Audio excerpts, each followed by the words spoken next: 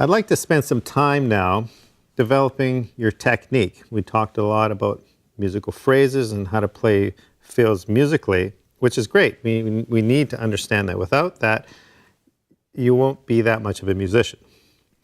But I've made this section of fill permutations for you to help you create the freedom that one needs behind the kit so they can begin to express themselves emotionally. So what we're going to do is do kind of a beat, fill, beat idea. And it's going to be based off an accent scheme, and we're going to develop each accent scheme. The first one we're going to do is just a triplet. So the accents basically are on beat 1, 2, and 4. So the pattern itself just goes like this.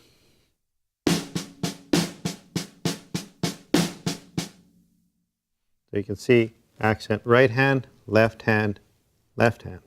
So we're just going to do this whole permutation section leading with the right hand.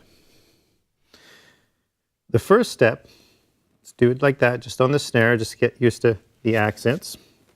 Because remember, the accent you have to have the stick higher.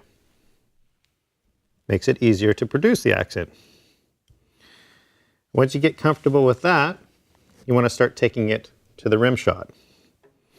The rim shot is basically when you hit the head and the rim at the same time, hence the rim shot. So it'll be like this.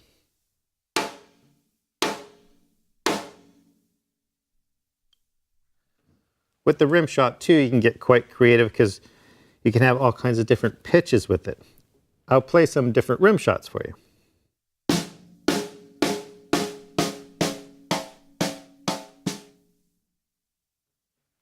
So you can hear how the pitches changes. You know, sometimes it's a bit more throaty down here, and it's again, it's a very subjective thing. You can develop your rim shots the way you want. I like Bill Bruford. He seems to do a lot of his quite shallow, but it's just got a really nice pop to it.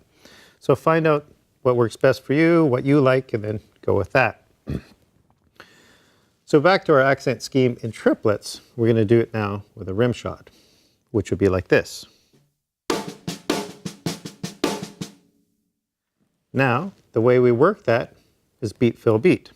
So you go 1 bar beat, the accent scheme, crash, back to the beat. Here, like this.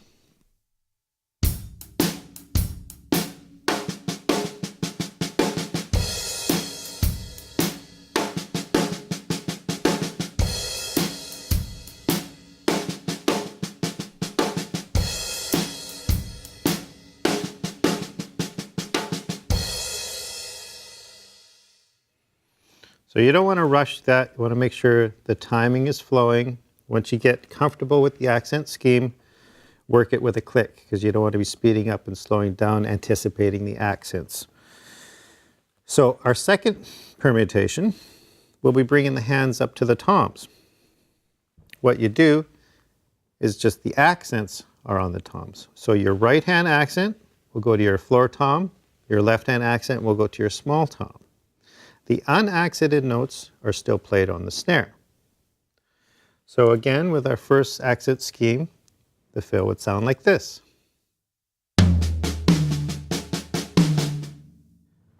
And now with a beat, it'll sound like this.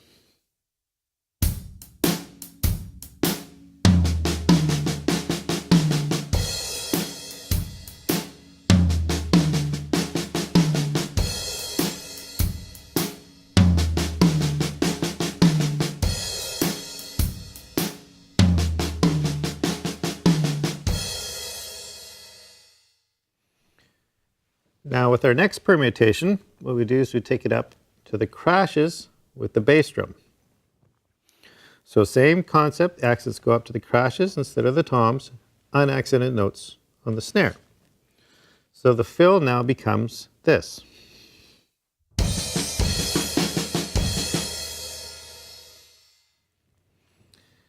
And now I'll play it with the beat.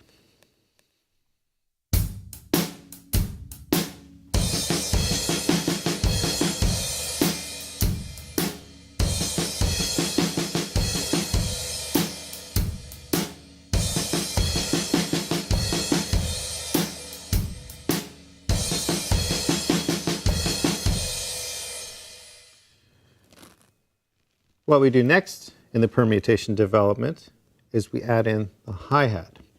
So now we're going to have right hand crash, left hand accent on the hi-hat with the bass drum, so it'll be opened.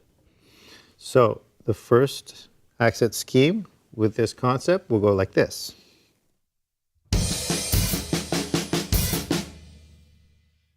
And now I'll play it with a beat.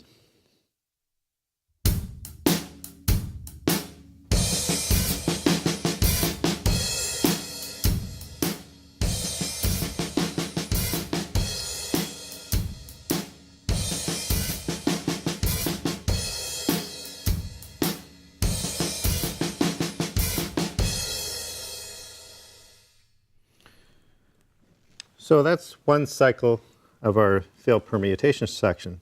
The next cycle would be doing the same fills, but what you do is double the unaccented notes.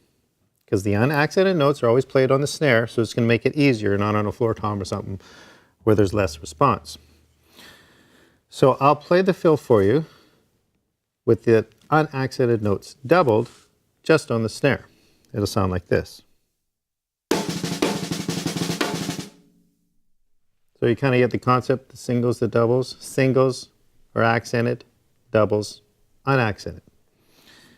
So to just start at that tempo can be quite tricky because you want to be able to make sure it's nice and clean.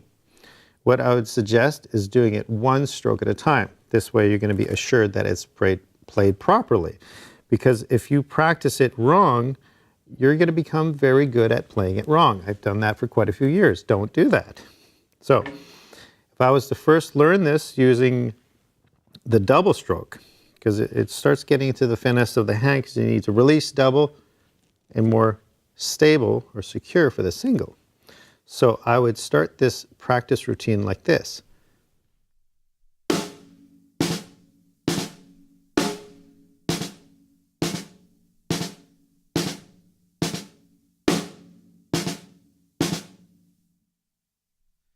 May sound slow and boring, but that's the proper way to practice. Remember what we said about proper practice makes better? That's what you want to do. Nice and slow, nice and clean, and then speed it up so it closes up and it's a nice flowing motion. And then you take the accents to the toms, you take the accents to the crash, you take the accents to the hi-hat and the crash.